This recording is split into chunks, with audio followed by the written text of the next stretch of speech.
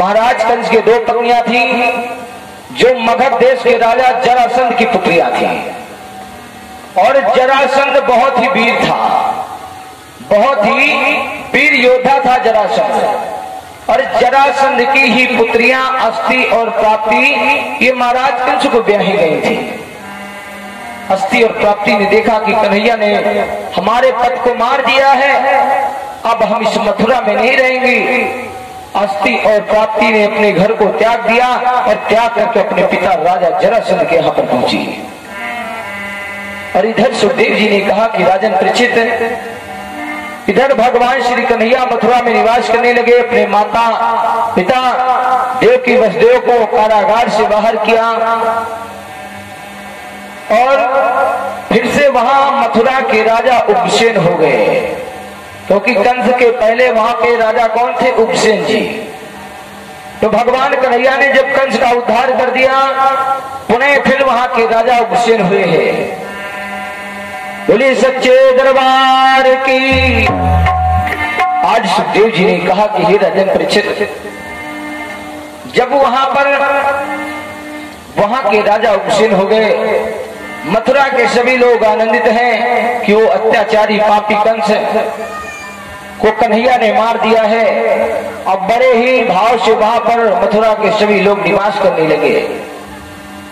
सुखदेव जी ने कहा कि राजन परीक्षित, एक दिन भगवान श्री कन्हैया एकांत में बैठे हुए थे और एकांत में बैठे हुए भगवान श्री कन्हैया ने देखा है। भगवान श्री कन्हैया ने देखा और मन में विचार किया कि मैं अपनी माँ यशोदा से झूठ बोल करके आया हूं, झूठ बोल करके आया कि मैं परसों लौट के पुणे वापिस आ जाऊंगा। लेकिन आज धीरे धीरे वर्षें निकल गई है, लेकिन मैं मथुरा को छोड़ करके वृंदावन नहीं गया हूं। भगवान कन्हैया बैठे बैठे रो रहे थे और मन में विचार कर रहे थे, मैं क्या करूं, मेरे अंदर ऐसी मजबूरी है कि मैं अब इस मथुरा को त्याग करके वृंदावन धाम नहीं जा सकता हूं। लेकिन भगवान श्री कन्हैया एकांत में बैठे बैठे रो रहे थे। मन में विचार किया, मेरे बगैर वो ब्रज की गोपिकाएं किस प्रकार से निवास कर रही होंगी, और जिस माँ ने मुझे बचपन से बड़ा किया है पाल पोस करके, आज उस माँ को मैं छोड़ करके चला आया हूँ। क्योंकि यशोदा उस समय जान रही थी, समझ रही थी कि कन्हैया अगर हमसे दूर हो गया तो ये कभी भी वापस आने वाला नहीं है। भगवान कन्हैया ने मन में विचार किया कि मैंने अपनी माँ से झूठ बोला है और झूठ बोल करके मैं मथुरा आया हूँ। परसों का वादा किया था, आज वर्षें निकल गई है। तो भगवान श्री कन्हैया ने उसी समय एक पत्र को लिखा।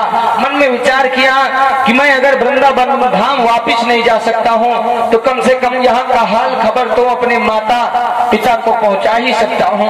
आज भगवान श्री कन्हैया ने एक पत्र को उठाया और पत्र को लिखना प्रारंभ किया और पत्र में लिखा कि हे मेरी माँ यशोदा, ये तुम्हारा कन्हैया तुमसे झूठ बोल करके मथुरा आया है, और हे माँ मेरे अंदर ऐसी मजबूरी है कि मैं इस मथुरा को छोड़ करके तुम्हारे पास पुनः वापिस नहीं आ सकता हूँ। इसलिए हे मेरी माँ, हे यशोदा, आप हमें भूल जाओ। और कन्हैया रोते जा रहे हैं कि मैं जिस माँ ने मुझे बचपन से पाल के अपना स्तनों का पान कराया है, उसके लिए मैं ये पत्र लिख रहा हूं कि माँ मुझे भूल जाओ। और कन्हैया ने लिखा कि हे माँ, क्षमा कीजिए मोहन को, जो हमसे भूल हो गई हो, हे माँ यशोदा हमें माफ कर देना, क्योंकि मैं वापस तुम्हारे पास अब आने वाला नहीं हूं। क्षमा कीजिए मोहन को, चरणों में तुम्हें प्रणाम रहे। जो भूल हो गई मोहन से और माता पिता उसे ध्यान न लियो। आज भगवान कन्हैया ने नंद बाबा यशोदा के लिए पत्र लिखा कि हे माँ यशोदा, हे नंद बाबा, मैं अब इस मथुरा से आने वाला नहीं हूं, इसलिए आप हमें धीरे धीरे करके भूल जाइए। और दूसरा पत्र उठाया, उसमें जितनी ब्रज की गोपिकाएं थी उनके लिए भगवान श्री कन्हैया ने पत्र लिखा।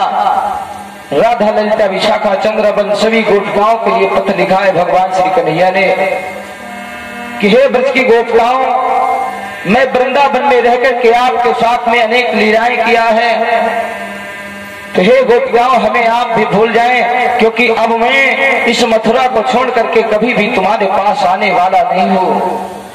पत्र को लिख दिया और पत्र को लिख करके जैसे तैयार किया भगवान कन्हैया ने, उसी समय भगवान कन्हैया ने उद्धव जी को बुलाया। आज भगवान कन्हैया ने उद्धव जी को बुलाया, कहा हे उद्धव जी, हमारे इस पत्र को लेकर के आप इस मथुरा से वृंदावन चले जाइए, वहां पर एक पत्र हमारे माँ यशोदा को दे देना और एक पत्र ये उन व्रत की गोपिकाओं के लिए दे देना। आज उद्धव जी भगवान श्री कन्हैया के ही वस्त्रों को धारण करके वहां से चले हैं।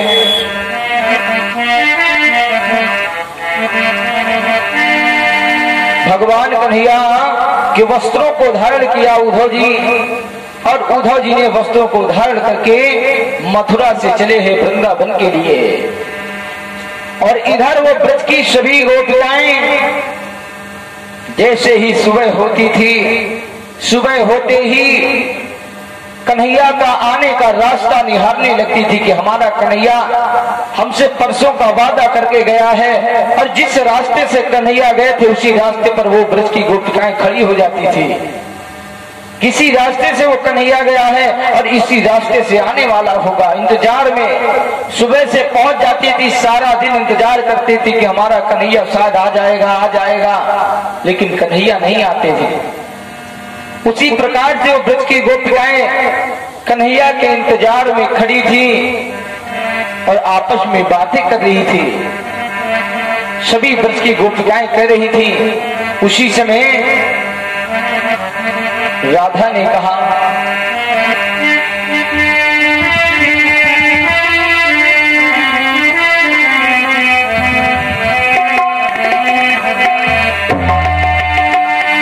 कि कान्हा चले गए मथुरा का, कि कर गए सुनी नगरिया।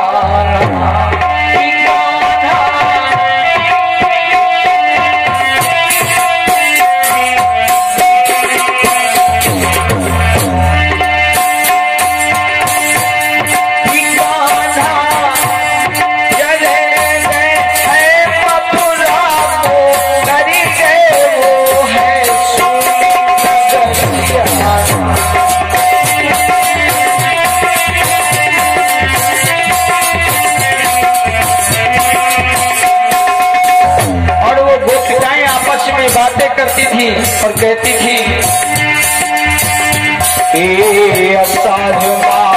सावन कह गए सावन गयो निकुचार, आवन कह गए सावन गयो निकुचार।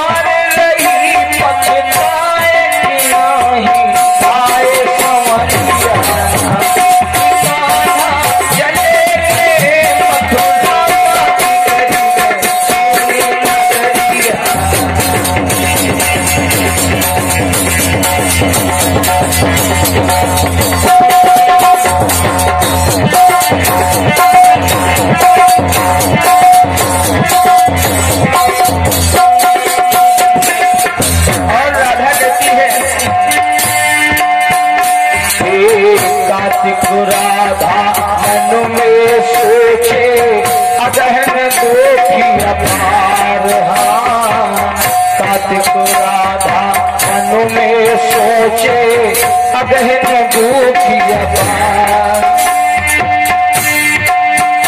और उस तैयारिया सन सन डोले और सब समका को जाए नहीं।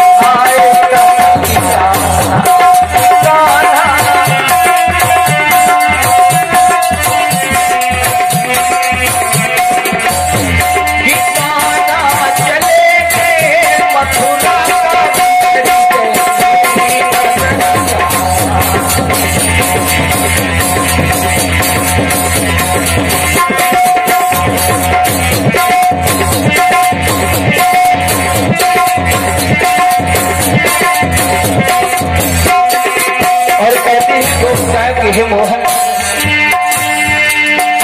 अरे फागुन उड़त गुलाब रंग ये हम तन जलती होली। फागुन उड़त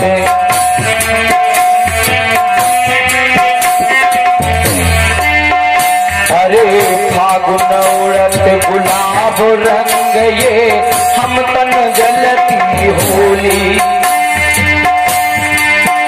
और चैत मास मन हमरे उपजे और खाब जहर की चोली। आए कन्हैया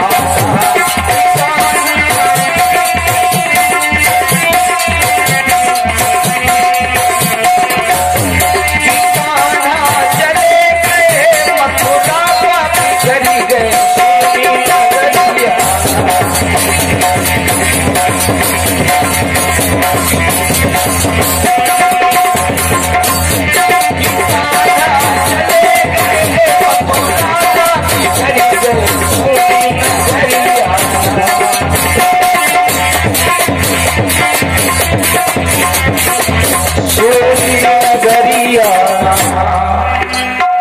आज वो सभी ब्रज की गोपिकाएं कन्हैया के इंतजार में दिन भर खड़ी रहती थी कि हमारा कन्हैया इसी रास्ते से गया है और शायद वो इसी रास्ते से आने वाला होगा।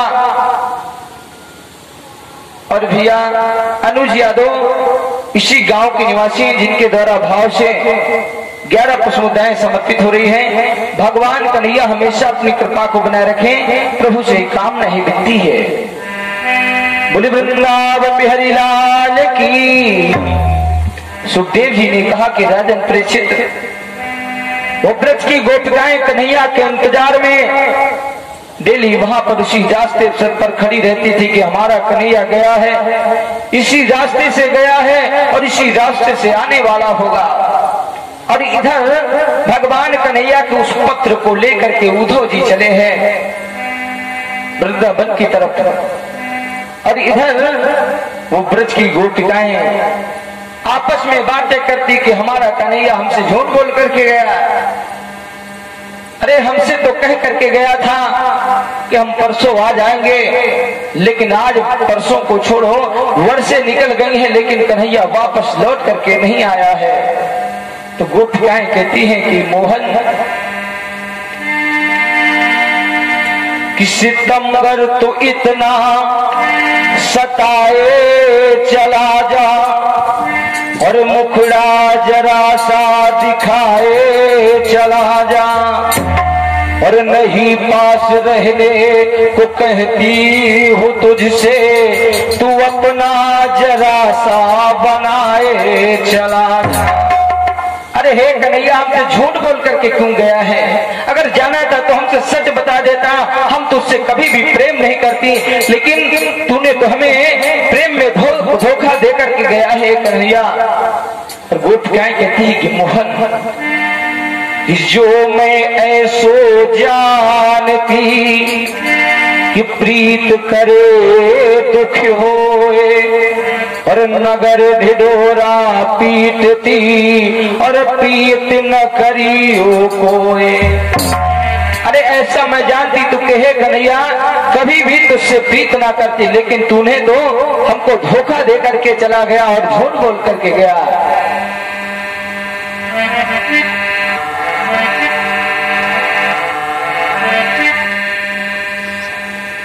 कि अब तू आजा कन्हैया रे। गोपिकाएं ध्यान करती कि मोहन मथुरा से वापस आ जाओ। कि अब तू आजा कन्हैया रे और तेरी बाट निहारो रे। अब तू आजा कन्हैया रे तेरी बाट निहारो रे।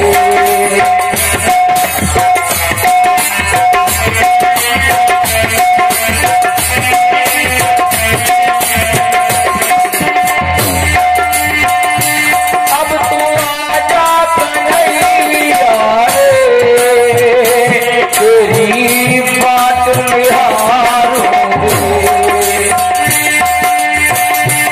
अब तू आजा कन्हैया रे तेरी बात निहारूं रे अब तू आजा हे कहना अब तू आजा कन्हैया रे तेरी बात निहारूं रे अब तू आजा कन्हैया रे तेरी बात निहारूं रे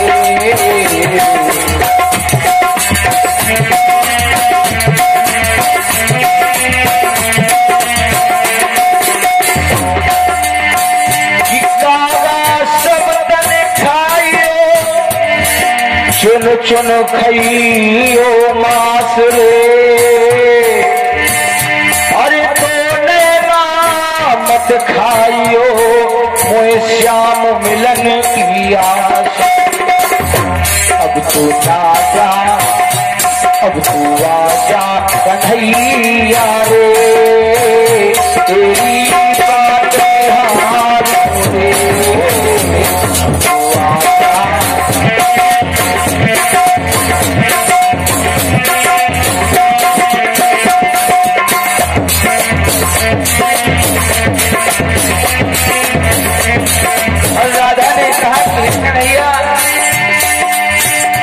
मुझे पागल जमाना कहे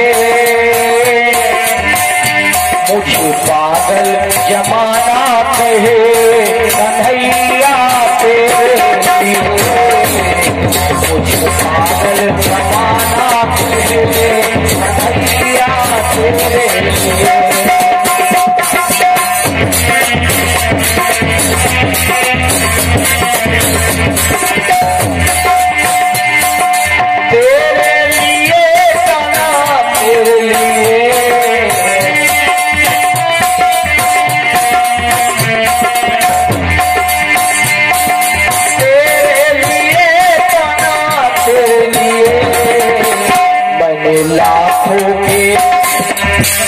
मैंने लाखों के बोल सहे मैंने लाखों के बोल सहे कन्हैया तेरे लिए लाखों के बोल सहे कन्हैया तेरे लिए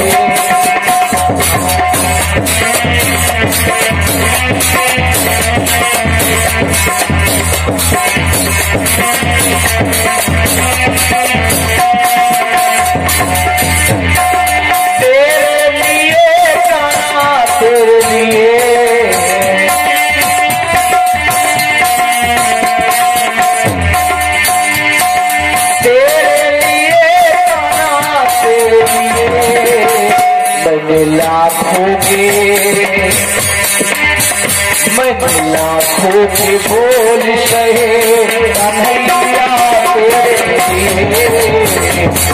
लाखों के बोल सहे कन्हैया तेरे लिए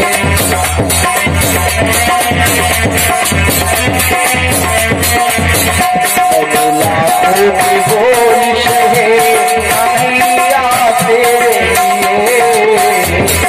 लाखों के बोल सहे कन्हैया तेरे लिए। पर हे कन्हैया फिर भी तू हमें छोड़ करके मथुरा चला गया है। आज वो ब्रज की गोपिकाएं रोती हैं कि हमारा कन्हैया हमसे झूठ बोल करके मथुरा को चला गया है और वो शायद कभी भी मथुरा से इस वृंदावन को नहीं आने वाला है।